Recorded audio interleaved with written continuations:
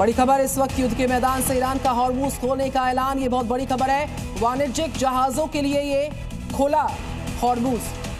तो यानी कि अब जो तेल के दाम हैं उनमें जो बढ़ोतरी हुई थी उस पर लगाम लगेगी। रूट के नियमों को सख्ती से पालन करना ही होगा, ये ईरान की ओर से कहा गया है। हालांकि जितने भी सैन्य जहाज हैं उनके लिए हॉर्मूज स्ट्रेट अभी भी नहीं खुला है। उन्होंने कहा कि हमारी सेना के साथ तालमेल रखना जरूरी होगा वाणिज्यिक जहाजों का। इजराइल और लेबनान में सीज फायर का ऐलान होने के बाद ईरानी विदेश मंत्री अरागची ने कहा कि सीज फायर के बचे हुए समय तक सभी कार्गो शिप के लिए हॉर्मूज स्ट्रेट पूरी तरह से खुला हुआ है। अरागची के इस ऐलान के बाद तेल की कीमतों में 10% से अधिक की गिरावट आई, जबकि ग्लोबल शेयर्स में भी उछाल आया। हालांकि अरागची के ऐलान के बाद भी अभी भी कुछ तेल कंपनियां हॉर्मूज को लेकर आश्वस्त नहीं हैं, क्योंकि अंडर वाटर माइंस का पता नहीं है। इसलिए जर्मनी और नॉर्वे की जहाजें अभी भी हॉर्मूज से गुजरने से परहेज कर रही हैं। तो वाणिज्यिक जहाजों के लिए ईरान ने हॉर्मूज स्ट्रेट खोल दिया है और इसी हॉर्मूज पर अमेरिकी राष्ट्रपति डोनाल्ड ट्रंप का बयान सामने आया। ईरान का धन्यवाद व्यक्त किया गया। ट्रंप द्वारा नौसैनिक नाकेबंदी जारी रहने वाली है। साथ ही साथ सारे समझौते पूरे होने तक ये नाकेबंदी बरकरार रहेगी। तो अमेरिका की ओर से, यूएसए की ओर से नौसैनिक नाकेबंदी अभी भी जारी रहेगी। जब तक इस्लामाबाद में दूसरे दौर की वार्ता सफल नहीं हो जाती, तब तक डोनाल्ड ट्रंप की ओर से यह दावा है कि यूएस वहां हॉर्मूज स्ट्रेट पर तैनात रहेगा। ट्रंप ने ईरान के हॉर्मूज खोलने के कदम का स्वागत करते हुए कहा कि हॉर्मूज स्ट्रेट पूरी तरह से सभी जहाजों के लिए खुला है। ट्रंप ने हॉर्मूज खोलने का ऐलान किया, लेकिन इसके साथ ही एक बात और साफ कर दी कि अमेरिका ईरान की नाकेबंदी नहीं हटाएगा जब तक ईरान के साथ समझौता 100% पूरा नहीं हो जाता।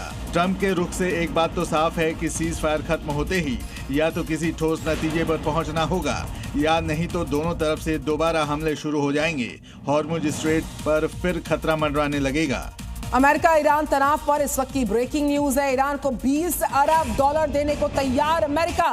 सूत्रों के हवाले से यह खबर है, जब्त ईरानी फंड से $20 अरब जारी करने वाला है अमेरिका। बदले में ईरान को अपने पास जमा एनरिच्ड यूरेनियम यानी कि संवर्धित यूरेनियम का भंडार अमेरिका को सौंपना होगा। किसी भी तरह से पैसे का लेन देन नहीं होगा, ये ट्रंप ने क्लियर किया है। ईरान परमाणु कार्यक्रम को अनिश्चित काल के लिए निलंबित करने पर सहमति बन पाई। ईरान ने ट्रंप के यूरेनियम हस्तांतरण के दावे को खारिज किया है। इधर ईरान की राजधानी तेहरान में सरकार के समर्थन में बड़ी संख्या में महिलाएं और खास तौर पर लड़कियों ने हिस्सा लिया।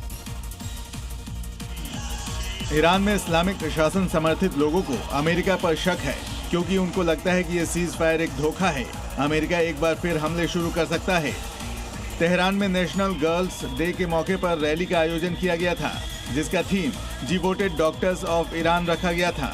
प्रदर्शन में बड़ी संख्या में महिलाओं और लड़कियों ने भाग लिया, जो मैं ईरान की बेटी हूँ, मेरा जीवन ईरान के लिए कुर्बान है का नारा लगा रही थी।